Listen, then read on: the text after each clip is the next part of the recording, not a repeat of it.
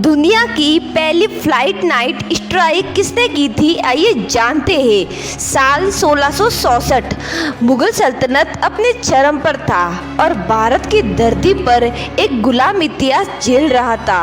लेकिन एक शेर था जिसने दुश्मन के किले में घुसकर आंख में आंख डालकर इतिहास की पहली सर्जिकल स्ट्राइक कर दी।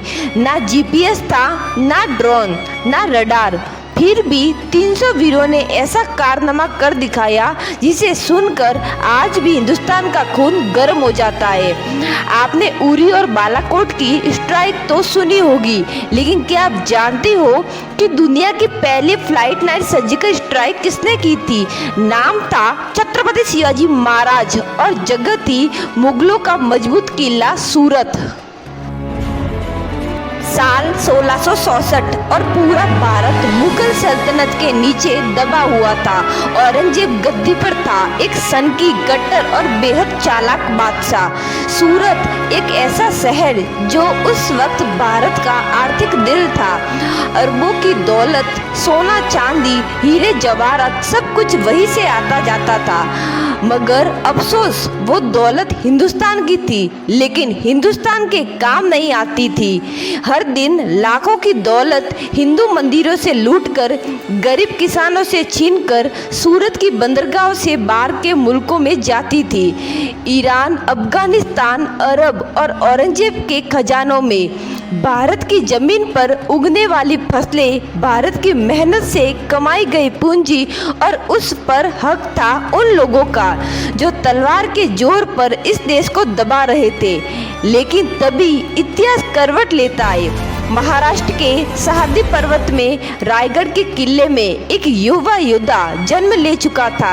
नाम था छत्रपति शिवाजी महाराज। एक ऐसा नाम जो सिर्फ तलवार चलाना जानता था, बल्कि दिमाग और नीति से दुश्मन को मात देना भी जानता था।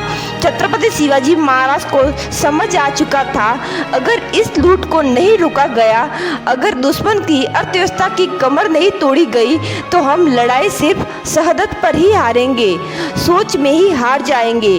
और यही से उन्होंने प्लान बनाया इतिहास की पहली सर्जिकल स्ट्राइक का।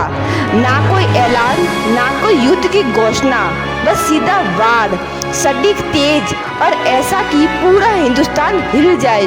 छत्रपति शिवाजी महाराज जानते थे कि ताकत की असली भाषा सिर्फ तलवार नहीं, रणनीति होती है, और उन्होंने वो रणनीति अपना ली।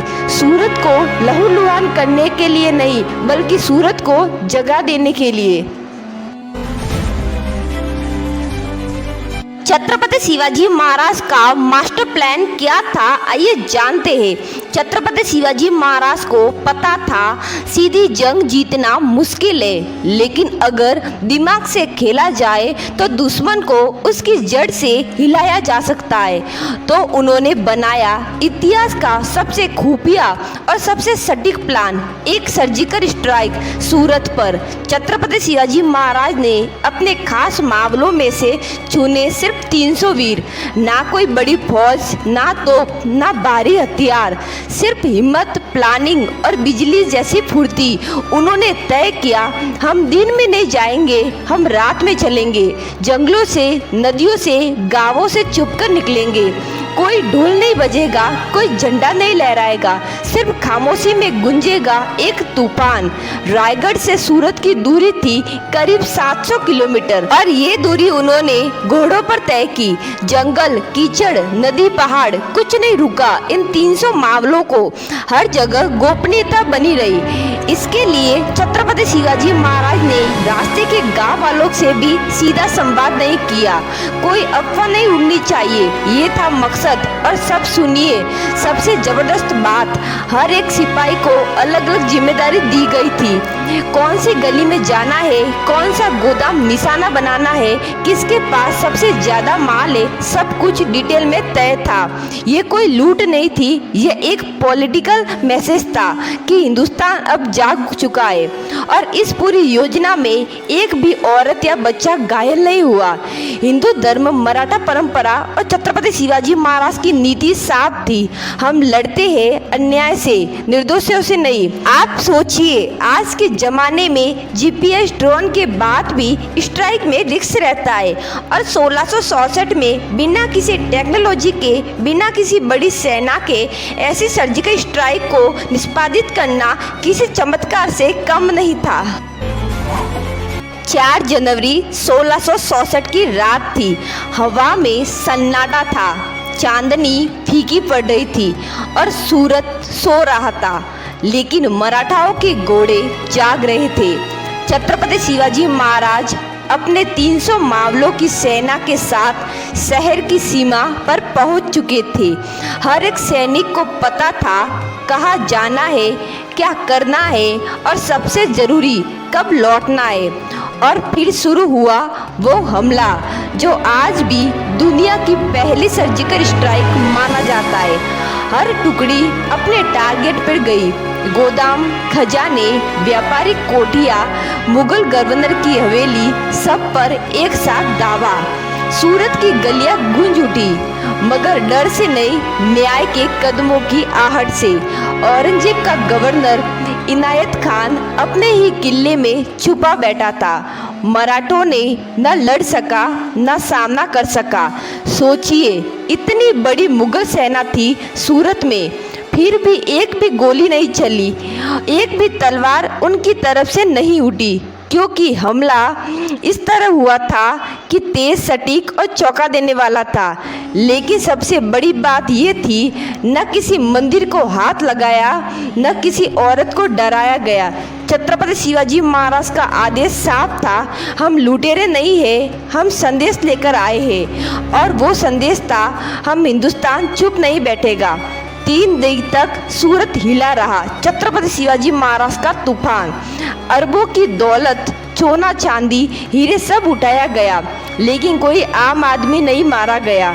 ये कोई डाका नहीं था, ये एक था सर्जिकल स्ट्राइक। इस दौलत से छत्रपति शिवाजी महाराज ने सिर्फ अपने राज्य को नहीं संवारा, बल्कि हिंदवी स्वराज का सपना मजबूत किया। मैंने स्वराज्य बनाया ताकि आने वाली पीढ़ियां स्वतंत्रता का मूल्य। रायगढ़ का किला और भी विशाल हुआ, सेना और संगठित हुई और मराठा साम्राज्य एक विचार बन गया। आज हम जब उरी और बालाकोट की बात करते हैं तो याद रखना चाहिए, इस सोच की नींव, इस हिम्मत का बीज छत्रपति शिवाजी महाराज ने ही बोया था।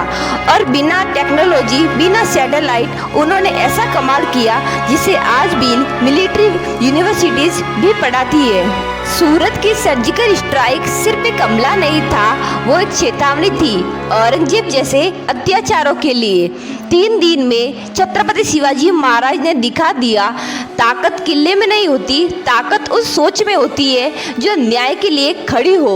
औरंगजेब तिलमिला उठा, उसे समझ नहीं आया इतने कम लोगों ने इतना बड़ा हमला कैसे कर दिया। उसने अपने दरबारों से पूछा, ये छत्रपति शिवाजी महाराज आखिर है कौन? ब्रिटिश, पुर्तगाली और डच व्यापारियों ने लिखा, हमने बहुत से युद्ध देखे, लेकिन ऐसा अनुशासन, ऐसा सम्मान किसी भी युद्ध में नहीं देखा। आप सोचिए, छत्रपति शिवाजी महाराज के पास ना आधुनिक हथियार थे, ना ट्रैक, ना सैटेलाइट, पर आज भी दुनिया के टॉप और कॉलेजेस अपने गुरिल्ला वारफेयर को पढ़ाते हैं, क्योंकि ये सिर्फ युद्ध नहीं था, ये था नीति का युद्ध। और नीति का नेतृत्व सिर्फ महान आत्माएं कर सकती है।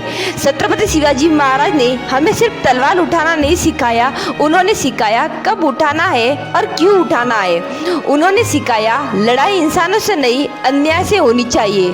उन्होंने दिखा दिया कि धर्म, राष्ट्र और सम्मान की रक्षा बिना निर्दोषों का खून बहाए भी की जा सकती है। आज हम अपने वीर जवानों को सल्यूट करते हैं, तो याद रखो कि डीएनए छत्रपति शिवाजी महाराज से ही आया है। अगर आप गर्व महसूस करते हो, आप इस संदेश का हिस्सा है, अगर आप चाहते हो कि हमारे बच्चे इतिहास में सिर्फ गुलामी नहीं, वीरता भी पढ़े, तो इस कहानी को हर कोने तक पहुंचाओ। छत्रपति शिवाजी महाराज कोई राजा नहीं थे, वो एक विचार थे, और विचारों को ना बंद किया जा सकता है, ना हराया जा सकता है। यह भारत की मिट्टी है, यह तलवारें अपने नीतियों में जन्म लेती है, और जब उठती है तो इतिहास बदल देती है। अगर आपको वीडियो पसंद आई हो तो लाइक करें, शेयर करें और चैनल को सब्सक्राइब करना ना भूलें, और कमेंट में जय भवानी, जय शिवाजी जरूर लिखें।